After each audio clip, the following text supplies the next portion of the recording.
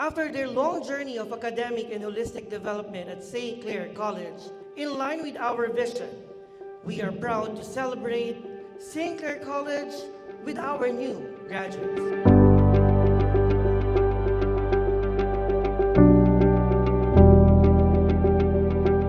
This class 2024 will face a world filled with both challenges and opportunities. You will be called upon to solve complex problems, to be leaders and change makers, and probably shape a better future.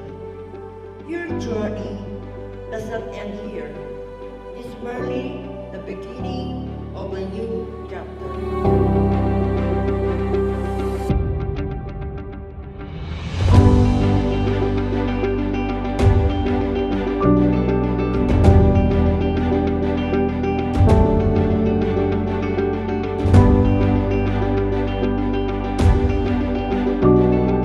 Hard work, dedication, and perseverance have brought you to this moment.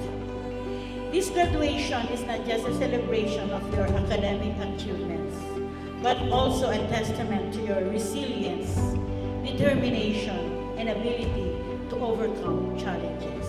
You have shown courage and strength in the face of adversity, and today you emerged victorious.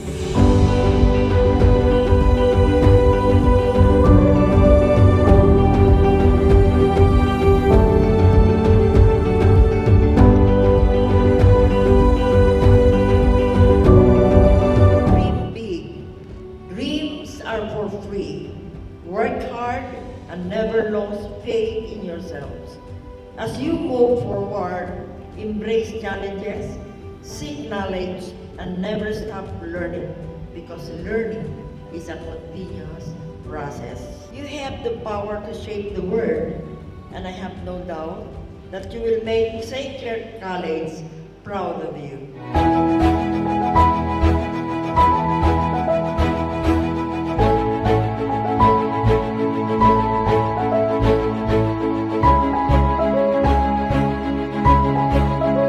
Buhay ang mga magsisipagtapos netong 2024. Buhay po kayo. Nais ko yun batiin ng ating mga dakilang magulang. Congratulations po at ang inyong mga anak ngayon ay magsisipagtapos sa senior high school.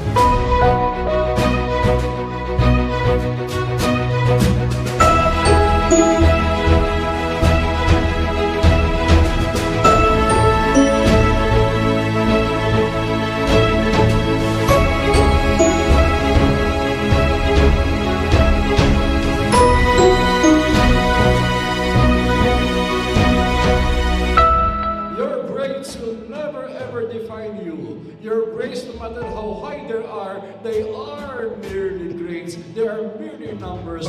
But what is truly honorable is not only the honor that you will receive later on, but being honorable men and women. Mistakes are not defining moments of who you really are.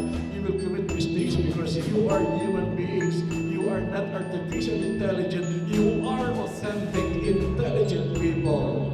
Graduates, as you receive your diploma today, remember these learning outcomes because this shows that you are a graduate from St. Clair College. As our speakers have emphasized, your grades doesn't define you. It's your character. Thank you and congratulations, graduates.